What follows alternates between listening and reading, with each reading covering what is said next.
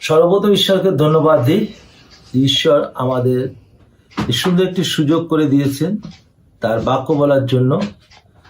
ঈশ্বর আমাদের জন্য এই বিশ্রামবার দিন সৃষ্টি করেছে যাতে আমরা এই বিশ্রামবার দিনে ঈশ্বর গিয়ে আসতে পারি আর ঈশ্বরের মহিমা গৌরব করতে পারি। আর ঈশ্বরকে ধন্যবাদ দিই যে তিনি আমাদের এই সুন্দর বিশ্রামবার সৃষ্টি করেছেন। আজকে আমি ঈশ্বরের বাক্য বলতে চাই বিশ্বাস। আমাদের বিশ্বাস কতটা আমাদের জীবনে কাজ করতে পারে। আসুন আমরা এই বাক্য বলার আগে আমরা ঈশ্বরের কাছে নিজেদের সমর্পণ করি, আমরা প্রার্থনায় যাই। স্বর্গস্থ পিতা, তোমাকে ধন্যবাদ দিই পিতা, তুমি আমাদের 60 সপ্তাহ সুন্দর রক্ষা করেছো আর এই বিশ্রামবার দিনে আসার সুযোগ করেছো। তাই তোমাকে ধন্যবাদ দিই পিতা, বিশেষভাবে ধন্যবাদ দিই পিতা, তুমি আমাদের সবাইকে সুস্থ রেখেছো। আর তোমার কাছে বিশেষ প্রার্থনা চাই, আমি তোমার বাক্য বলছি পিতা, তুমি আমাকে আশীর্বাদ করো, তোমার দুধগন্ধে আমার পরিচালনা করো যেন আমি তোমার বাক্য সুন্দরভাবে প্রচার করতে পারি পিতা। তাই তোমার কাছে এই ক্ষুদ্র প্রার্থনা চাইলাম, তুমি শ্রবণ গ্রাহ্য করো। আর আমরা ঈশ্বরকে আবার ধন্যবাদ দিই যে ঈশ্বর আমাদের জীবনে কতটা আশীর্বাদ করেছে। অনেক সময় আমরা মনে করি যে ঈশ্বর আমাদের ভালোবাসেন না, কিন্তু ঈশ্বর আমাদের ভালোবাসেন, কারণ তিনি তার একমাত্র পুত্রকে আমাদের জন্য দান করেছেন। অনেক সময় আমরা মনে করি ঈশ্বর হয়তো আমাকে ভালোবাসে না, ওকে ভালোবাসে, ওকে ভালোবাসে না, আমাকে ভালোবাসে।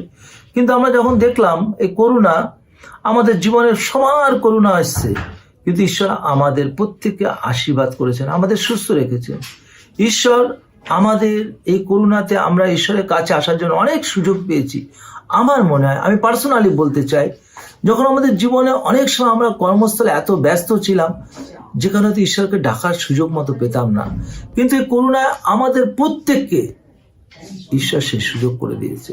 কারণ আমরা 1-2 বছর আমাদের ঘরে বন্দি ছিলাম, ঈশ্বর আমাদের সেই সুযোগ দিয়েছে তার বাক্য বলা, তার বাক্য প্রচার করার জন্য। তাই ঈশ্বরকে আমরা ধন্যবাদ দিই। হ্যাঁ, অনেক পরিবার থেকে হয়তো করোনার মধ্যে আক্রান্ত হয়েছে, অনেক পরিবার হয়তো কষ্টে গেছে, অনেক পরিবার হয়তো মারা গেছে, কিন্তু ঈশ্বর আমাদের ভালো রেখেছে। তাই আমরা ঈশ্বরকে ধন্যবাদ দিই যে ঈশ্বর আমাদের জীবনে অনেক অনেক করুণা করেছেন, যে করুণা আমাদের কোনো শেষ নেই। কেননা আমরা কর্মস্থলে এত ব্যস্ত থাকি, এত কর্মস্থলে জীবনযাপন করি যেখানে আমরা ঈশ্বরের বাক্য বলার সুযোগ পাই না, বাক্য নিয়ে আলোচনা করতে পারি না, আমরা পরিবারকে নিয়ে একসঙ্গে বসতে পারি না, কিন্তু আমরা সেই সুযোগ পেয়েছি। তাই আমরা ঈশ্বরকে ধন্যবাদ দিই যে ঈশ্বর আমাদের সেই সুযোগ করে দিয়েছে। বিশেষভাবে ধন্যবাদ দিই আমরা যে ঈশ্বর আমাদের এই করোনার মধ্যে বাঁচিয়ে রেখেছে। অনেক হয়তো সেই সুযোগ পায়নি, কারণ আমরা জানি ঈশ্বর তার প্রাণ দিয়েছে। তাই আমাদের কি বলছে বাইবেল? আসুন আমরা বাইবেল খুলি, এগুলো ঘটবে। আমরা হয়তো যদি বাইবেল আমরা আসুন আমোস 8 অধ্যায় আমরা খুলি। আমোস 8 অধ্যায় 8 পদ, 9 পদ, 10 পদ কি বলছে, 11 পদ, 12 পদ কি বলছে? ঈশ্বর বলে গেছে, ঈশ্বর বাইবেল আগে লিখে গেছেন যে আমাদের কি বলবে। ইহা নিমিত্ত কি দেশ কম্পমিত হইবে না, গৃহবন্দী নীল আকাশের ন্যায় হইবে না। মিস্ত্রীয় নদীর ন্যায় ঢেউ খেলিয়া যাইবে না। কি বলছেন? আমরা করুণা দেখতে পেলাম, পুরো পৃথিবী কম্পমিত, পুরো পৃথিবী নীল হয়ে গেছে, পুরো পৃথিবী পরিষ্কার হয়ে গেছে। তারপরে কি বলছে? আমরা 9 পদে দেখি, প্রভু সদাপ্রভু এই কথা কহেন, সেই দিন আমি মধ্যাহ্নকালী সূর্যকে হস্তক্ষেপ করিব এবং দীপ্তি দিনের দেশকে অন্ধকার করিব। আমরা দেখতে পেলাম আমাদের অন্ধকার জীবন হয়ে গেছিল, করুণা হাহাকার হয়ে গেছিল। আমাদের 9 পথে কি বলছে? 10 পথে, আমি তোমাদের উৎসব সকল শোকে পরিণত করিব। আমাদের উৎসব, আমরা কোনো বিয়ে বাড়ি যেতে পারিনি, আমরা কোনো পার্টিতে যেতে পারিনি, আমরা কোনো এক গ্যাদারিং হতে পারিনি, আমরা চার্চে যেতে পারিনি। ঈশ্বর বলছেন, কি বলছে আমোস 10 অধ্যায়? তোমাদের উৎসব সকল শোকে পরিণত হবে। আমরা দেখি 11 পথে, প্রভু সদাপ্রভু কহেন, দেখো এমন দিন আসিতেছে যেদিন আমি সেই দেশের দুর্ভিক্ষ প্রবেশ করিব, আর তাহা অন্যের দুর্ভিক্ষ নয়, কিন্তু জলের পিপাসা নয়, কিন্তু সদাপ্রভু বাক্যের শ্রবণের। আমরা কি শুনলাম? এমন দিন আসিতেছে মানে কি? এমন দিন এসে গেছে যেখানে আমাদের সদাপ্রভু, আমাদের বাইবেল, আমরা দেখেছি অনেক জায়গায় ঈশ্বরের বাক্য প্রচার হচ্ছে, আর তাদের কাছ থেকে বাইবেল কিনে নেওয়া হচ্ছে, তাদের বাইবেল বাক্য বলার সুযোগ দিচ্ছে না, তাদের আক্রান্ত করছে। কারণ ঈশ্বর বলছেন, আমোসিয়া আগে থেকে লিখে দিয়েছেন যে এমন দিন আসিতেছেন যেদিন দুর্ভিক্ষ হবে। কিসের দুর্ভিক্ষ হবে? সদাপ্রভুর বাক্যে। তারপর আমরা দেখি 13 অধ্যায় কি বলছে? সেই দিন সুন্দরী যুবক যুবতীরা পিপাসিত মুছাইয়া পড়িবে। আমরা জানি যখন এই করোনার মধ্যে ইয়াং ছেলেমেয়েরা তারা গৃহবন্দী হয়ে গেছে, তারা কারোর সঙ্গে কথা বলতে পারছে না, কেউ কারোর সঙ্গে দেখা করতে পারছে না। আমাদের ঈশ্বর এগুলো বলে গেছেন, তার জন্য আমরা যেন ক্লান্ত না পড়ি। কেন কি বলছেন ঈশ্বর? হে পরিশ্রান্ত ভারাক্রান্ত লোক সকল আমার নিকটে আইসু। কারণ ঈশ্বর আমাদের কি করেছে? তিনি তার নিজের জীবন দিয়ে আমাদের বাঁচিয়েছে, তিনি তার নিজের জীবন দিয়ে আমাদের রক্ষা করেছে, তিনি তার রক্তের বিনিময়ে আমাদের কিনেছে। তাই আমরা যেন ক্লান্ত হয়ে না পড়ি, আমরা যেন নিজের উপরে ভরসা না হারিয়ে ফেলি, কারণ আমাদের তিনি ভালোবাসেন। আমরা জানি অনেক সময় আমরা ঈশ্বরের কাছে বিশ্বাস করতে পারি না। আমাদের বিশ্বাসের কথা যদি আমরা বলি, আমরা আসুন লুক লিখিত সুসমাচারের 17 অধ্যায় আমরা খুলি। লুক 17 অধ্যায়, বিশ্বাস, আমাদের বিশ্বাস কিরকম হওয়া উচিত? লুক 17 অধ্যায় আমরা খুলি, 159 পৃষ্ঠা, 5 থেকে পাঠ করি আমরা। 5:6, আর প্রেরিতরা প্রভুকে কহিলেন, আমাদের বিশ্বাস বৃদ্ধি করুন। প্রভু কহিলেন, একটি সরিষার দানার মতো বিশ্বাস যদি তোমাদের থাকে, তবে তুমি সমুদ্র উপড়াইয়া তাহার অর্পিত হইতে পারে। কি বলছেন? আমাদের যদি বিশ্বাস থাকে একটা শস্য দানার মতো, তাহলে আমরা কি করতে পারি? এই পর্বতকে সরিয়ে দিতে পারি। কিন্তু আমাদের বিশ্বাস কি তদ্রূপ আছে? আমরা শস্যের দানা খুব ছোট্ট, কিন্তু সেটা কি সলিড। তা আমাদের বিশ্বাস ঈশ্বরকে সম্পূর্ণ দৃঢ়ভাবে রাখতে হবে, ঈশ্বরকে নিজেকে সমর্পণ করতে হবে, ঈশ্বরকে নিজের উপরে সম্পূর্ণ বিশ্বাস রাখতে হবে, কারণ তিনি আমাদের পিতা। আমরা জানি বাইবেলে লেখা আছে, আমার সন্তান যদি মাছ চায়, আমি কি তাকে সাপ দেব? তো আমার পিতাকে যদি আমি মাছ চাই, তিনি কি আমাকে সাপ দেবেন? না। কিন্তু আমাদের ঈশ্বরের সঙ্গে যোগাযোগ রাখতে হবে। আমরা সেই গল্প জানি, আমাদের বাইবেল থেকে গল্প। আমাদের বাইবেলে কি বলছে? সেই নারীর কথা, যে নারী 12 বছর তিনি কষ্টে দুঃখে তাড়নায় তার জীবন ধর্ষিত হয়ে গেছে। তিনি শুনলেন একদিন এক বন্ধু বলছেন তাকে, তিনি বলছেন তার কাছে, কষ্ট করছেন যে দেখো আজকে আমার সব হারিয়ে গেছে, আমার কাছে টাকা পয়সা নেই, আজকে আমার ধন দৌলত নেই, আজকে আমি সব হারিয়ে ফেলেছি, কিন্তু আমি সুস্থ হতে পারিনি। তখন তিনি বললেন, আছেন, একজন আছেন, তুমি তার কাছে যাও, তুমি সুস্থ হবে। কে সে? হচ্ছে সে নাসারেত যিশু। তিনি শুনলেন সে যিশুর কথা, কিন্তু তিনি অসুস্থ, তিনি পীড়িত, তিনি দাঁড়াতে পারছেন না, তিনি বেঁকিয়ে পড়ছেন, কিন্তু তার বিশ্বাস ঈশ্বরকে স্পর্শ করতে পারলে আমি সুস্থ হয়ে যাব।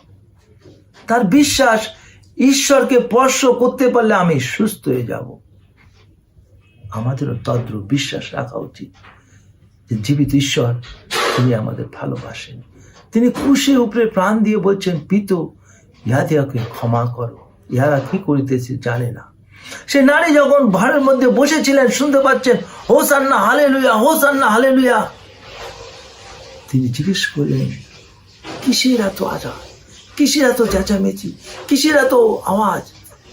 কেউ বললেন, নাসারেতে যিশু আসছে। তিনি ঘর থেকে বেরিয়ে আসলেন, অনেক কষ্ট করে বেরিয়ে এসে দেখছেন প্রচন্ড ভিড়। তিনি ভাবলেন, আমি তো দাঁড়াতেও পারি না, আমি তো সোজা চলতেও পারি না, কেননা কিনা তার 12 বছর তিনি আক্রান্ত, তার রক্তস্রাব 12 বছর ধরে বইছেন, তিনি তার সর্বস্ব ব্যয় করে ফেলেছেন, কিন্তু তিনি শুনেছেন যে জীবিত ঈশ্বরের কথা। তাই তিনি অতি কষ্টে তিনি ঘর থেকে বেরিয়ে এসে ঈশ্বরকে ছোঁয়ার জন্য তিনি অপেক্ষা করছেন।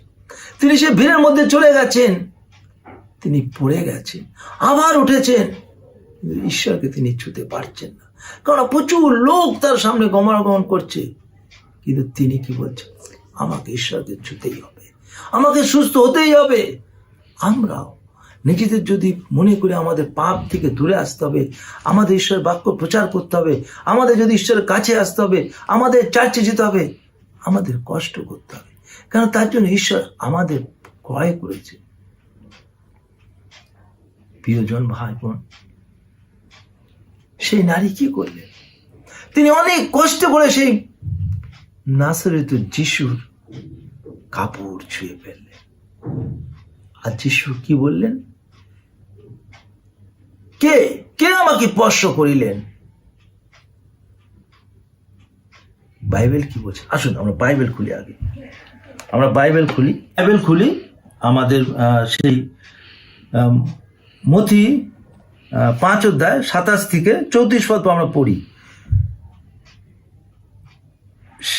যে যিশুর বিষয় শুনিয়াছিল, ভিড়ের মধ্যে তাহাকে পশ্চাৎ দিকে আসিয়া তাহার বস্ত্র স্পর্শ করিলেন, কেননা সে কহিলেন, আমি যদি কেবল উহার বস্ত্র স্পর্শ করিতে পারি তবে সুস্থ হইব।